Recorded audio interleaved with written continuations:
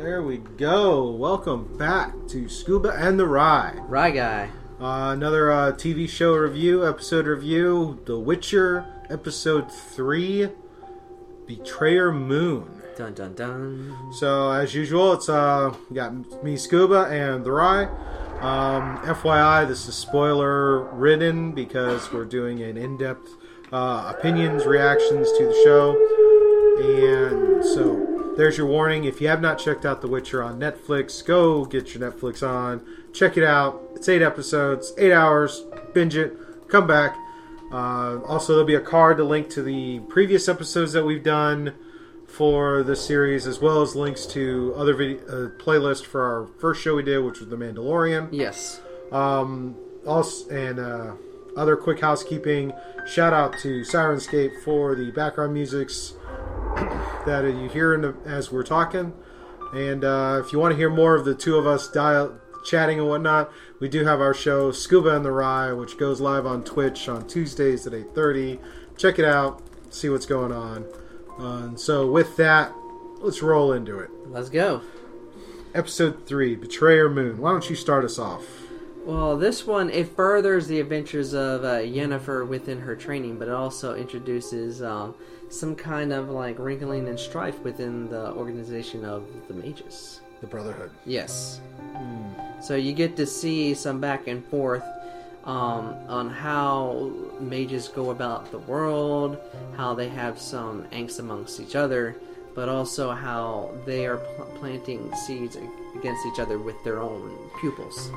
There was that, you get some of that, but also I think it's also with the fact the Brotherhood is this whole concept of the Brotherhood being like the Illuminati. They're they're behind all controlling, puppeteering all these various kingdoms. The comments like, if we're not there to guide these kingdoms, then they'll just destroy each other. And you know, it's like talking about how Nilfgaard needed correcting. Oh yes, I did like seeing that, because it does open up the fact that these people think, not the mages, but the other people think that they're the ones ruling, but actuality there's another... The mages have this whole agenda of their own. Yeah, keeping the world a certain way. Mm-hmm. So, and I think that, and while that's, and Yennefer is completing her training, and so, again, this is I think this is a credit to the makeup and the actor, because the person she met when she first started training, she and him, Istrad is his name. If I mispronounce it, I'm sorry. But the two of them become lovers while they're going through their respective trainings. Yeah. He wants to be an archaeologist. She wants to be a person of power and influence. Yeah. But the fact that they become lovers, and she still has her deformities, she has not gone through her graduation. Not yet. But I think it's a true testament to the makeup and the actor to be able to pull that off. Because it's one thing to do a deformity with clothing. It's another, because hey, FYI, this show is not for kids. It's an adult fantasy film, so that means things are shown, things happen. It's TVMA. In fact, it's like so pushing that MA to the extreme. Forewarning, but yeah, I think it's definitely a credit to the actor and the makeup.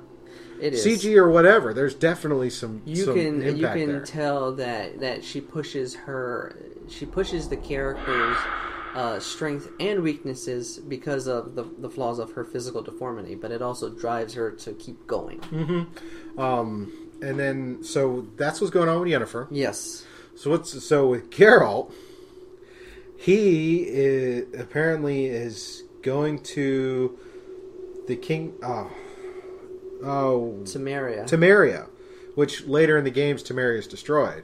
Oh yeah. But he's going to Temeria to follow up behind another Witcher who is sent to try and take care of something. Oh yes. And that Witcher apparently ran off with the money. Oh, that's what the word is on the street. And Geralt is going to investigate.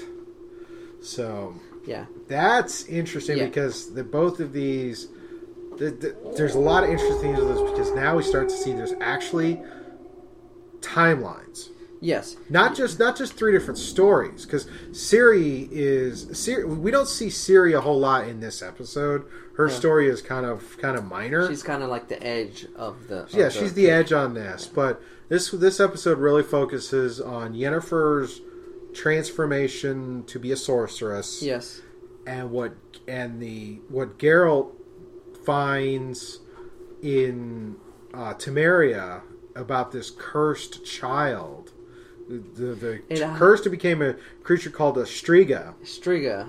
Which is, and it was like, and that character's transformation into a Striga, and so you have this theme of transformations. So, so it's really kind of intense in that respect.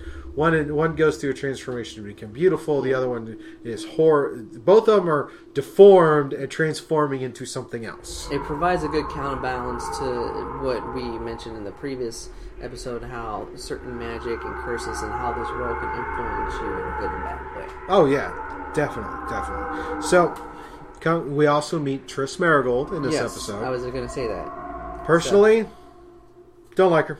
You don't like her? Why don't you like her? Now this is... I have a thing for redheads. I'm sorry. I'm not going to lie. But Triss Marigold in the games is a redhead. Triss Marigold in this is not a redhead. Sorry. Okay. I mean, it may seem shallow and petty, but no. I really like the whole personality of Triss in the games. Maybe this is an earlier version of Triss, and maybe she goes through some kind of change later. This is based on the books, too. So, well, again, like with a lot of things, just because a character is one in one medium one way doesn't mean they're going to be that same kind of character in the other medium. In the game, she's depicted as a redhead. In this, she's depicted as the actress there. The actress obviously did well at portraying Triss. Oh yeah, she does. So the rest of that is cosmetic. So with that aside, my initial reaction to Triss Marigold, I actually do like this interpretation of Triss Marigold. Yeah, she provides another good complementary approach to how mages are individuals. Oh yes, and not just follow the same kind of marker or creed.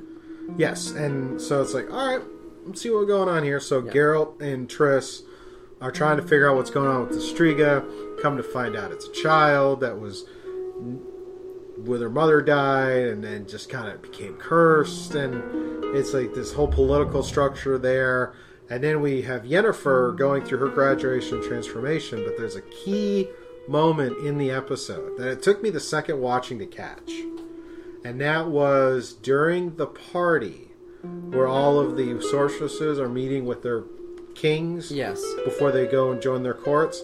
You see King Foltest and his sister Ada as children for that, but in Geralt's story they're adults and Ada's dead, but there's a picture of them as kids. So now you start to see, okay, not only are we two different stories, two different series of events, but we're talking two drastically different timelines. Yeah. So you start to see context of the timelines coming in. But at least for Yennefer and Geralt now. So you see those timelines. So you see that Yennefer's is a prelude to everything, but it's her story, but it's a prelude to leading up to where Geralt's story is. Yeah, so we see she's gone through her transformation. Yes. She becomes the Yennefer that we're all expecting. And there's a key thing that happens in this show that leads into everything else. Oh, yes, and that is the price Yennefer pays for her enchantment, which apparently is similar to the fact that the Witcher ages very slowly. Oh, yeah. Yennefer is pretty much locked in this persona as the enchantment. She'll never age. This is how she'll look. Yeah. I'm sure there's a slow degree of aging, just like the Witchers, but to the sacrifices, she can no longer bear children. Yeah. Which, to be honest, watching this, my first flashback thinking about it was that whole bit with the MCU's Avengers and Black Widow and Avengers Age of Ultron, where Black Widow talked about her quote-unquote graduation. Yes. Where she was made sterile, and it's like, that's pretty intense. But, people seem to, to create life, to have eternal life, I can see the argument, but I think it's definitely a bad end of the deal if you don't think about the overall context. Yeah. So, this episode, it starts to bring things together, but it actually, the key points that happen in this episode is a good compliment to what comes. Mm-hmm.